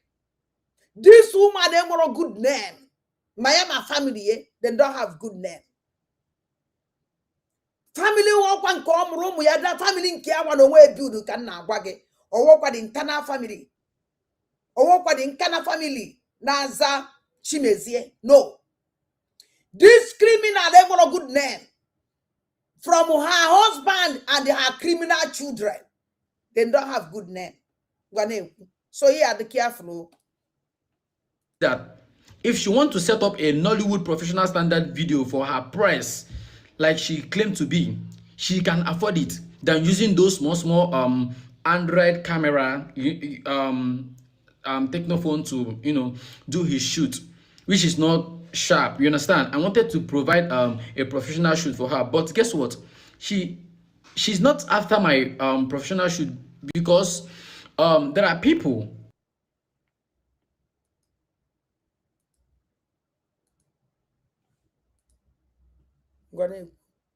behind the scene. There are people behind the scene. Now, if she projects a professional shoot, now she cannot draw in those emotions because she needs you people to pity for her, a poor person like her in a village doing those kind of videos. She needs to portray that poor quality. Do you understand? For you to pity for her. But believe you me, if Lolo Nneka Chimezie assets is being declared to you, you are going to understand that this woman that is portraying a poor lifestyle, she is not what you guys think. Go and check Ijele. You understand that these people, they don't really show you what's happening behind the scene. There are crew behind the scene. There are security. There are secret intelligence and people that are working behind the scene. You understand? These people are not who you think they are. There is no reason why Lolo Nneka Chigozie will compare Mazi Nnamdi Kanu to Nelson Mandela. I don't know if you get it clear. Now, you can't compare US government with Chinese government. Everybody has their modus of operandum. Lolo Nneka Chigozie, you cannot dictate for Mazi Nnamdi Kanu how he should pilot IPOB. Even if whether he chooses to pilot it from the prison or from the graveyard or from heaven, it is none of your business. And there is one thing Lolo Nneka Chigozie is doing and nobody has any idea of it. And nobody is paying any attention. Lolo Nneka Chigozie is definitely bringing in Nnamdi Kanu's family matter to a national matter. Nnamdi Kanu and his wife and his brothers' family problem has nothing to do with us. Never. It has nothing to do with us. It is not our problem. Our problem is national matter and not family problem, because even Lolo Nneka Chigozie has Chimezie has her own personal family problems. Why won't she bring it up here? Is she married? Bring up your own family problem here. Let's talk about it. Are you insane? Are you all right? Okay. How can you bring in Mazi Nnamdi Kanu family issues in the public? Now, there is something she is doing which most of you are not paying attention.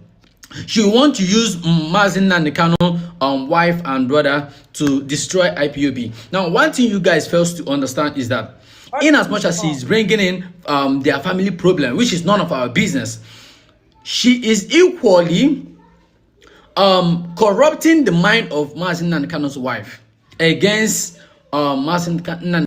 No, my brother, let me tell you something. No, that one, mba, don't go there. Nneka Chimezie is too small. Number one, Owunia corrupt Uchechi mind. Uchechi have been corrupt since many years ago. Since even before no our leader Mazi Nnamdi Kanu, that woman had to go corrupt already. Now our leader Mazi Nnamdi Kanu bulonye nwela anya, because on our leader Mazi Nnamdi Kanu nwela anya. Oh, now for now 1 year, but for the I don't get that family like it. Don't touch my family and Docha. So how like it only on an abatana the family no ya already ocha. So him and all the family not like it, no docha. How do I know I like everything? Nation at that family I have docha. Man, I wonder na that never do what told you. The papa fa no ye papa fa, which is always a very big blessing. Okay, what I go. So, oh man, Nneka Chimezie, he corrupt Uchechi. Uchechi was corrupt to Nneka Chimezie, not to Nneka Chimezie corrupt Uchechi. Nneka Chimezie just want to use them to hijack her political assignment. Because in Nigeria, you must to show them that you have heart to buy in the Igbo. You must to show them that you have heart to destroy Igbo. Or if a Nigerian government teacher, if you give them that quality that you can buy Igbo, you can destroy Igbo, you can rubbish Igbo, and you can help them disappear Igbo, Nigerian government will take you serious and give you serious security. So Nneka Chimezie you go see far the capacity in the Nigerian government teacher. Nekada na Nigeria. Hence nothing will happen to you. They will protect you. Then somebody buru mad na data state. How happen that person buru mad? jewelo ebe onye ọzọ arrest upon na na-ewepụta na-egosi na onye mere arrest vu ahụ ọnụ onye gbawuru mmadụ agbawu evu ha ahụ ọnụ onwere ibe ekwuchatara ya onwere ibe ekwuchata. So Nneka Chimezie want to show her capacity as a near capable igbu ọchụ na ha trust onya that na ya enyere fa aka to Islamize ndị Igbo na ya enyere fa aka make sure na ndị Igbo adịghị emezi exist again. That is why all the things na-aga n'ala Igbo, inweghị ike, all the atrocities, all the killings na-aga n'ala Igbo, this woman called Nneka Chimezie can never use her mouth and talk and show. The program, the journalism ojebe n'Enugu State mmewepụtara ya ọnụ kono what even na-akọwa because na mgbe na mgbara ụnụ na ọ na-wee gbucha community chụọ community. This woman eje that place make sure gbagharịa make sure na yes na that community no one's onye bienu na fa agwasị chichichana ekpezie ndị Fulani terrorists toizie na checking point make sure na the community can never come back again. I will show you na na-egosi ụnụ journalism Nneka Chimezie n'Enugu State ka unu werezi ile ụnụ gụọ eze ụnụ ọnụ. So na abai asị nka nkọwala gị Nneka Chimezie can never corrupt Uchechi. Uchechi has been corrupt many years ago. Many years ago. Do you know some of my yana Nneka Chimezie on ekwu mgbe family our leader ji si na ya abasi na kitchen shiri be ne obenye wo na nshi okwa jiri onu ya kwu. I have said this in the social media many years. Ekwu go mi fa the 2022 or 2023 mgbe na fight this woman. Mgbe na fight this criminal called Uchechi. Ekwugomie na nwaanyi ejide nshinye kacha awari da Maazị Nnamdi Kanu ahụ. Awari da Maazị Nnamdi Kanu wee gbaharazie. The US tried and Nigerian government tried to use this woman wee gbuo awari da. And do ya will gwa kwuru this Nneka Chimezie oji apụ ala ọ na-apụ now. They want to use this terrorist woman wee gbuo awari da Maazị Nnamdi Kanu na prison. Ha wee werezie the family of awari da Maazị Nnamdi Kanu we're doing intelligent more than this criminal. And do I can you like that family? Now, even in a woman, ebe fano, or was you when a woman, be moved very neat, ebe that family no. For them to protect our leader to this extent, as a thank you, to them to ignore this useless woman and dog of sellout. Upon even in a kumakafa, in fact, Chileke goes here for Fajisike. How goes yes, now how many did that loyal family has near? Kanu's brothers. You know, Madison and Kanu wife did not grow up in Nigeria here. Now there are some certain things you cannot compare the Western reasoning and our reasoning. It is differs. You understand? Now Madison and Kanu wife fails to understand that Lolo Nneka Chimezie is manipulating her. Is trying to play a good person, and at the same time she only her know what she's doing. Now I'm going to open you guys' eyes for you to understand what is happening here. First of all, let me start with what what Lolo Nneka Chimezie is doing and what she's up to. Now, what she's doing, she's on two missions. Number one is to get the heart of the gullible Biafrans. Then number two is to destroy the legacy of Maazị Nnamdi Kanu. I don't know if you get this point. Now, let me shock you. How do she started getting the attention of Igbo people? First, if you go to her page, you will realize these two things I'm about to mention. Number one, she engaged herself into things that are happening within the Igbo territories. Do you understand? Things that are happening within the village. Now, there is a question. There is something I told her. Now, from her response, I realized who she is and what she's after. And people that are working with her, you guys have no idea. People that are behind the scene. You guys have no idea. Any day you guys have any idea, people that are working behind the scene, believe you me, you guys will stop listening to her. There is no difference between Lolo Nneka Chimezie with Ijele, Idele. I don't know what they call him, Ijele. There is no difference. The line is open. The line is open. Not what you guys think. Go and check this our brother Malawa that they very careful. Be very, very careful because they will come for you. And the only well a protect again. Hi boogie. The quite careful. Line are go open. So say if nwere ime ka this nne kachimezie nwe idea. Mana chere godu nwe obele oge.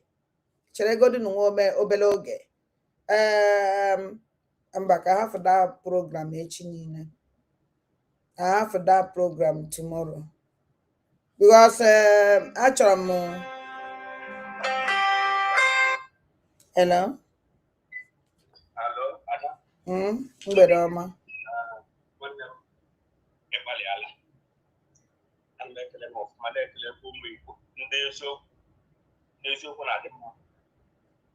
one thing I observe, but our program, I'm a program now how your journalism or Toshinaga. You understand me? Emma, where catching the Zegara, Sokoto, Igel, Namdekan. And when they are about Pata, yellow tested, not to show one and Namdekan this and that. Make up your wine and Namdekan as if I asked the Amos. Here with an hour wine. Now, why you will reach give our a contract? So, Ogal also sleep.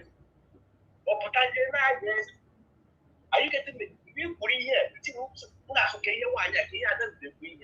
But now, I realize one of the no way you could keep with that thing. This show, why I get Ogra commission on that Ogra commission with them, the record case. Oga, when you give the record again, then they can. Also, see, no, so I can't say so good. What woman then not the connected and when how would it mind everything allowed? Yes. Such I have to play like, Has such I before I have a over a papa. Do we hear what we check? We hear contract, or what they did this woman to pass a toll to him. Then I'm where negative with it. You are the middle of our game. You come from Indian food, you are the middle of our game. Let better me what I like it. Oh, you bet Benet. Oh, not in God, the young with the minute I feel. Life sentence, but I hope I had different loud wrong. I don't know, life sentence, that I do to you. Or when I go break up that entirely. And when I hear what I get better than because we even. I'll make it won't, it can be still, if they have like the China. If this thing I give provide, I give to provide China. Now the kind of what I had the case to answer, yes, all about. You know, but I like the man.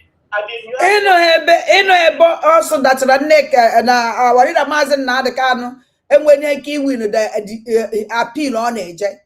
Oh, this woman, neck actually to the one now, and not this woman at Agora. He met the bottom room. When I said money, met the two women, neck I do it. He met the bottom room. And then the buy the no Ocho Koran Haiti. Ojina Apple. You want to go? You want to go? But everyone will waste it. Will wait the show. Will get it for a night. I'm not sure because he may go to Bene.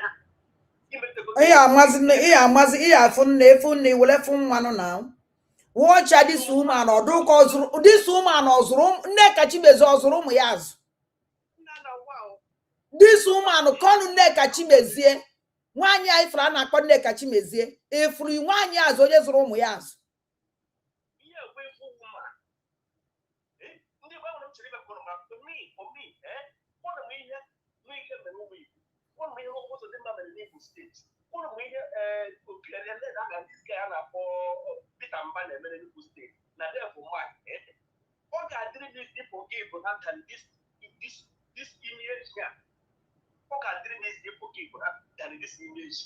I'm telling you, this woman, you could talk.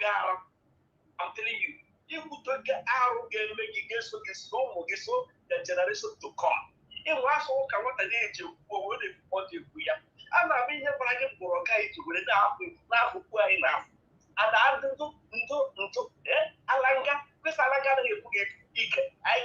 ala gị ha n'ike gị efu ya ụba gị ahụ wee n'ebe kara ahụ iji n'obi ị na-asị na ị gaghị arahụ ụlọ ọfụma yes ị ga-arahụ ụlọ ọfụma because nwere conscience onye oshi enwere conscience onye na-egaga oshi ozu ọgakpazi eke onye ozu na-ebegodo na agwụ ọgakpa eke ị na-asị gị rahụ ụlọ na ihe dị na na-eme aka ya nwere conscience onye nwere conscience onye na-eche maka mmadụ onye ọ ga-awụba ya gbataga n'ọrụ ihe eji ụlọ ọfụma ya echere onwe ya echere mba gị ga-eche problem nke ọzọ nwere ihe onye ha ga-eji ụra azụrụ ga-eji ụra elu ọ na-abụ 2 hours everyday mana ndị ọjọọ onye nwere onye ha na-echere ndị obi mgbụgba ahụ ndị ike ndị oshi ahụ ndị ọgba arụ ọbana ha agaghara na bed ha na-atụ ụkwụ na-agwụ ụra kọrọ ihu awa na dem ị na-asị ihe na-enye oge na-enye ụra ya sleeping very why you like to enye ụra achọrọ iweta human being iweta working human being onye nwụrụ anwụ na nkịtị why ga-eji gị enye ụra amara m nwoke lụrụ gị ihe ọ hụrụ n'ahụ gị were lụọ gị believe me ọwụ mmadụ ka ọwa agbada agba iji ka o wee dịka bọl jere ọtụ ịkpọkọrọ ka a kpọọ ọra jee n'ime echi nna finalize biko finalize ka ndị ọzọ kwuo biko ndị ọjọọ na-eji ara biko na ụmụnne m ada asị ndị isi gị na-abụchi mba wepụta ya ka ị na-ahụ bikọs enwe ndị na-amadụ ka ahụ dị wike bikọs mgbe bidoro disi mgbe ọ pụtara ihe o nwere okwu egwu otu wepụta gị were ebe na-arụ ya ga na-arụ ya adị ihe na-anakị na o mere that's why onye m jiri ụmụ Igbo bikonu ndị a chere ihe anyị na-eme na Biafra ga-abịa Biafra bịa ka ga-abịa ọ bịagide tije nne ka Chinezie bịa maka onye onye mụta agụ ya si na onye enwere onye mere kọment si na Biafra nwụchọrọ ịkọ ada achọrọ ka Biafra bịa ya n'ihu ọrụ na-asị ya iwe shọ eziokwu m niile ekele mmụọ na ada nna m thank you Chimgozie ndo nna m ndo nna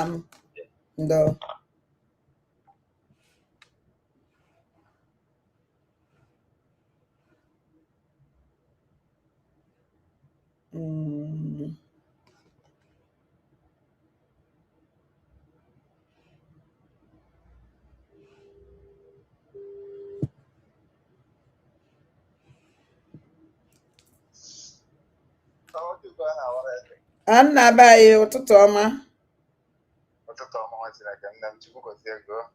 ndo nna ndo ise isi Nneka Chimezie ịma ndị be anyị sị na nshịkọ na-eme echi eze nwụ n'obere mmiri ọ baa na nnukwu mmiri kporo ya otu a ka ọ dị ịbata n'aja n'igwe anyị fụrụ data na-eri anyị ego wee data na-eri amara m na MTN na group ma ọsị akwụrụ ụgwọ for that so ibe o ji akụ ibe ọ na-akọ ụtụ a na-akwụ ụgwọ olu tinye na-ekwu ndị mmadụ a na-afụ ya ịbataba ya ibiri n'ụlọ ụka na-asọ ọfụna ụlọ ụka na-ebere gị ebere ịma bifo ọbadasị gị ebe fọrọ mba ihe a na-emezi na afọ Biafra ka a na-emezi na so ihe ọ na-eme ihe a na-alụ ụtụ ọfụta ọ na-ekwu ebe ahụ o nweghị ike ịbịa saịd chigodo bịa na-afịa kịta jos mee gwuo jigodo ofe afịa na-akpọkọrọ ụmụaka ife ihe a na-akwụ ya ebe ahụ ife a ka nche aga nwere mgbe m chere ikwue ebe ndị Igbo na-ege ntị ya degodo n'ọma ahịa ọma na ndị mmadụ ga-ege program na-ege ihe niile bụ anyị nwaga na-ege na-ekwu ọdụkọna mana ya jekunu na ụmụ ahịa ma o jee n'ụlọ ahịa ma ọ n'uche ọnụ ọrụ ụfọdụ mmadụ jụọbasị ya kedu ka ha si fe onye ndị anyị bụ maazị na-adị ka alụ ka ọ Simon ọbata obie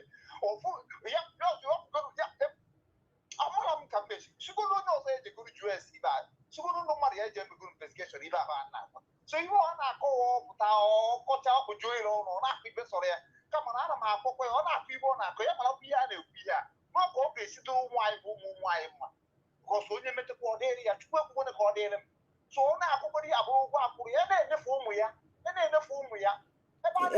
ihe amadụ ị na-ekwu okwu ụmụazị ị na-ekwu ya na-eme ka ụmụ na-echekwa ụmụ ya ị na-asị ihe na-echedinu one ụmụ ka a na-ekwudo okwu vefe a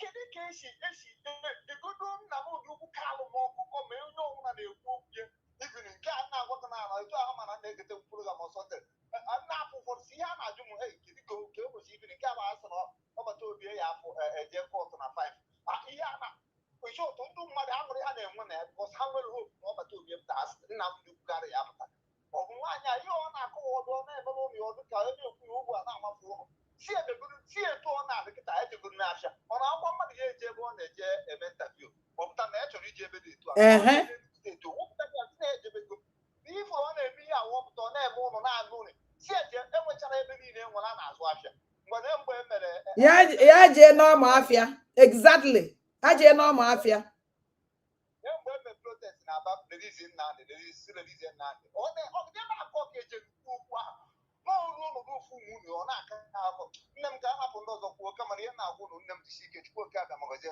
kama ya bụ nwaanyị marakwana ihe a na-azụ ihe aba aja na nnukwu ị na-ekwe na aja nnukwu si na aja na nnukwu agaghị abịa ị na-eri ihe dị na ọ ga-abụrụkwa gị okwu na ụka bụrụ gị ahụ bụrụ gị ịzara ọ bụrụ gị ihe ike nwa akwara onwe bara onwe gị ugwu onwegbo ego anụ nwa ọgụ ahụ ịfụrụ ka obi gwara nsị ya na onwegbo ego eje nwụ na aja na igbo nụọ ọgụ merie ha chukwu nwa abara onwe gị na ego ọfụkwa nye gị na ya wọchịkwa ndị ribere ego niile wọchị ihe niile ale na onye ndu anyị dịrị ego na ka isi na anyafa wọchị a nkesa akpọbata obi Simon Ekpa ka esi na akwa ka a na-eme ụjọọrụ onwe ka alụji nwa ọkwado onwe gị ugwu enweta iwu na-eje nwebe aṅụrụ na-enwe adam ka chukwu na ndị a na-agọziere nna m thank you Chimu gọzie Obinigwe gọzie ise ka almost aka Chukwu Di Ya nna m ndo nna m Chimu gọzie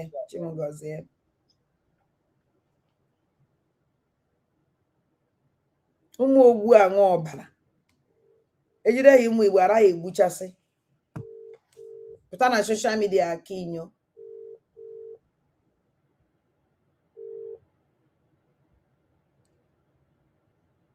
hello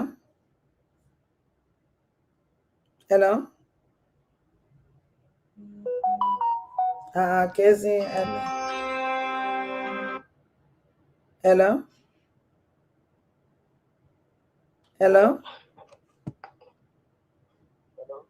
nna mgbede ụtụtụ ọma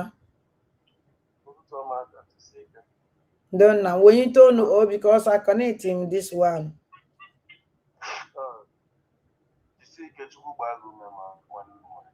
ndo nna m ndo this Neka or whatever she called them. This Neka Chimese, Otegbo, also. Meme Ohamadike, Oluchukwu Nnamdi Kanu Yemeni. Yes. I want to program this woman in me also that na Imada was actually people who Ohamadike mbe. Now they put that na that day na agadi ikwu na nwaanyị ha ejighị nọrọ gwa ndị amị hụ bịara mbe mmụọ ndị amị hụ bịara igbuo nwere isi ndị ọzọ chụọ aja mma fensị gbafuo enweghị onye mma hụ nwere otu nchi gbafuo onweghị onye mma ya achịba this woman otegbo this woman nso na ihe nne m Ọhamadike mana ọwụ just na ọwụ na mgbo ha mere ya ala ịpụta because ha ọ chere na ndị Igbo ga-egwe ya ntị mana in fact Nneka Chimezi otu ahụ iji kwuo ya ahụ otu si were ya oge ga-abịa mgbe ịgaziri na-ewepụta ya na program ha yes ya aga na-eme ị na-aga ya nwee program o mere ya nwonye chọrọ ike okie but ya were iwepụta ya ebe a ịhapụzi iwepụta ya Nneka Chimezi what nothing nothing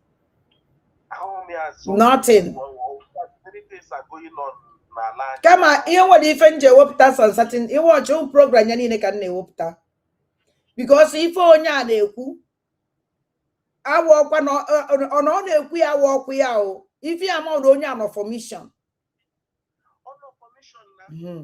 and ihe ọ na-ekwu ihe ndị DOS gwara ya ka o kwuo ka ọ na-ekwu and ife eji ewepụta some certain things ọ na-ekwu ka ndị be anyị marakwa si dị nke so ọnwụ na onwe ife mere Awadida Maazị Nnamdi Kanu ka amala ebe ife mere Enusi onwe ife mere family of Awadida Maazị Nnamdi Kanu ka amala ebe ife mere Fasi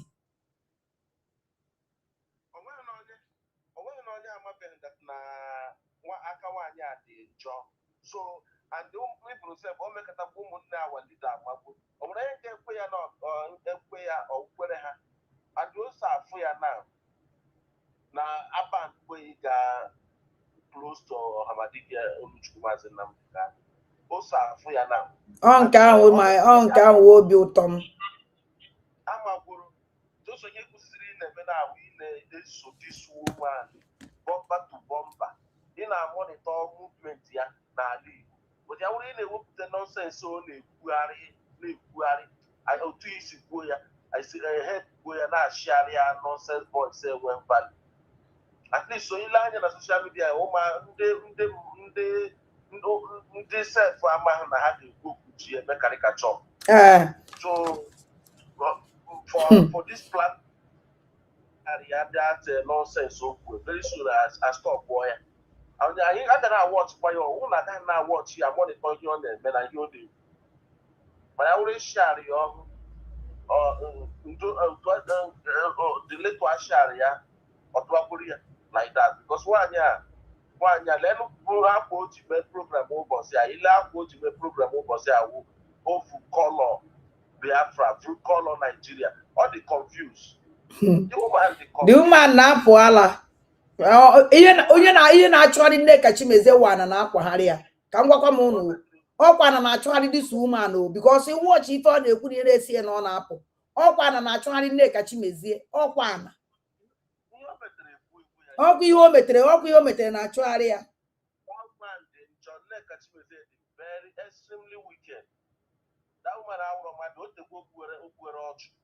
otego buwere ọchụ otego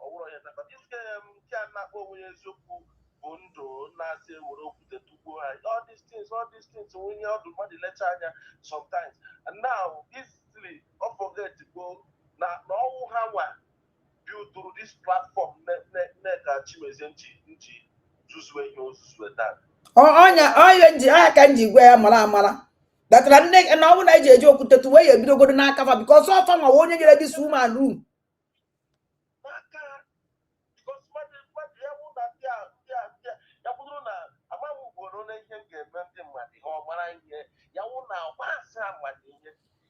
to him now he's a wise man. But for how many years DOS na people is way so we won't do cure well go so see ike but on social media nowadays when you come close to them now the wise but being wise or is very hard to dictate truth. But it's very hard it takes on your image you.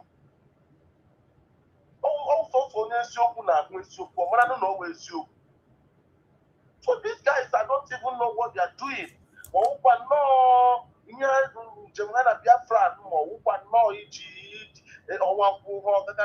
Social media. They don't think more than that. They don't think more than that.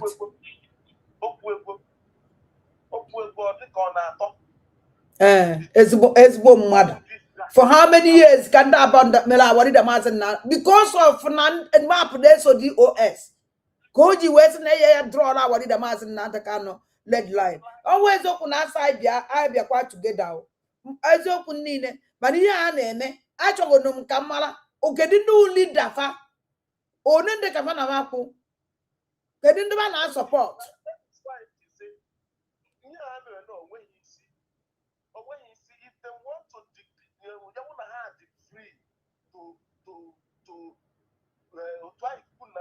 They should come out publicly and apologize. Nanga auntie.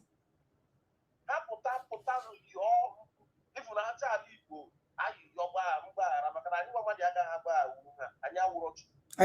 Chukwu. And if they fail to do that, don't worry, Biafra will come.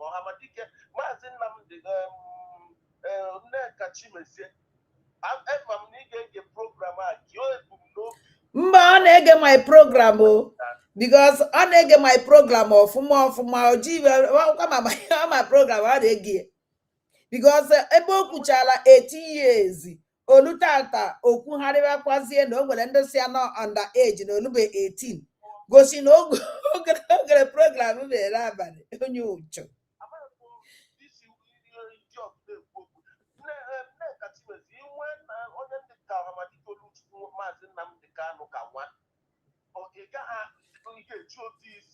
akpasị agwa na akpasị wada agwa. Ọmụta akwụkwọ n'ihe. Ọmụta akwụkwọ n'ihe. Very wicked, but so for you now, we are getting program. Ya get go to the ebumnobi ọhamadike Chukwu Maazị Nnamdi Kanu nyere ndị Igbo, nyere ndị Biafra, nyere ndị isi ojii, and the akwụkwọ ahụ ọ sị na ọ ga-adị na ọgwụ ya ga-eli di anyị, data akwụkwọ ga-abịarịrị na mmezu. Ise. Maka na nye awa ọkwa hụrụ akwụkwọ ahụ ịfụrụ hụ the process ya na-edo adịmụwa akwụkwọ ga-aga ịdị anyị from nursery school to university.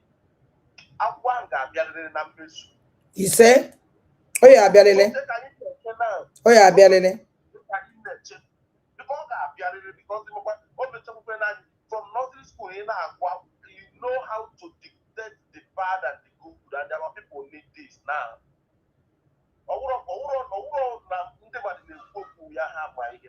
And when this kind of book, the greatest book on earth, many nations will love to read that book. It's not even an ordinary book. Many nations will love to study that book to help their own government. Talkless of us, anyone that will lead us from nursery school to university. By then, you will put your check here, the command. On social media, they usually na obi akọka anyị nwa ndị nne ha nye mmadụ. Na sọsọ onye mabetere n'ụwa a webetere buru. Ọkwa na Biafra ga-abịarịrị. Ọsọsọ ihe nna ebe mgbede siri okwu ike ewu n'okwu ọhamadike Chukwu Maazị Nnamdi Kanu na ọ ga-abịa na mgbe nke anyị a. Yes. Ọ ga-abịa na mgbe nke anyị. Ọ ya abịa. Sọsọ ya ma mgbede si okwu n'okwu ya ahụ. Maka na iji ọhamadike ntị n'olu, ọ sị na this is a covenant I have with God. Ọ nkwa ya na Chukwu kwere ekwe na Biafra bịa ya mpụtara onwe ya to tell you how good it is so onye ntị, it is so mmadụ ya ntị. Ndị mmadụ na-aga akparịkọrịkọ mana ọnụ ha mara na onye ọbụla nna ebe a na-ekwu okwu ọhamadike Chukwu Nnamdi Kanu, ịmaghị ihe ị ga-ekwu, imechi ha ọnụ, who contribute even in bad. That person nọ na nsogbu. Maka na onye ọ bịara n'ụwa ọ bịara ụwa Chukwu ziri ya ozi. So onye ọbụla mkparịarịkọrịkọ, in fact, I pity that person generation upon generation. They don't know. Nna, thank you. Oh, thank you for analyzing. And then the secret. Don't nam Chimugozie. Bye. Catch you phone. Wow, ụmụ Igbo, ụmụ Ajani, ụmụ Igbo mụrụ nze m ọzọ, ụmụ ike nji aba. Unu enwere iwe ma ife m na netwọk na-eje site na amala Chineke. Oye ebe one day. Enwere m appointment with them on Tuesday. Ka ha bịa sị ntinye godoro m nke mmeji na-eme ihe na-eme on na the line adịkwa ha connect ya because all this zone enwela internet a zone niile because of ọnụ ha na-alụ ha touch ya the connection, so communication cable ha cut anya and emodi ihe ame ayawo na alụcha ha ọrụ na that zone ahụ because o nwere ha bịa connect ya emebikwu ya ọzọ. So ha gbaziri nkịta ntụrụ finish ihe ha na-eme na the zone before abịakwazi connect enya no my mobile phone ka nji ya connect this thing. So line nke use vu before I don't nke ahụ mine na-egbukarị ya, so connect it to another line. So ụmụnne m, ana m asị chi m gọziele m ụnụ mmaji kwuru mmaji jisi na ike aya ya lose hope. Ihe ọsọkwa anya mere mmasị ụnụ makọwalụ na onye awalida Maazị Nnamdi Kanu onye ọnwụ na ma onye ọnwụ awalida Maazị Nnamdi Kanu anọghị underground. O gosiri onwe anyị, o gosiri anyị onwe, gosikwana anyị onye ọnwụ, gosikwana anyị ife ọnwụ. So all this nonsense and that akwụgasịrị ụgwọ ka fa je gbuo onye ebute nwe ihe ha were yuzuzie chazi yuzuzi propaganda feel ono na propaganda ka esizi wee bring ya down o survive egwu bido tata ewegide egwu ruo echi niile ruo ya ending of the njedebe ụwa wee heteghị ihe n'egwu onye ka m ji saa na anyị niile n'ọhịa anyị na-eje so ụmụnne m one love ka chifo na ụmụ aja chimugo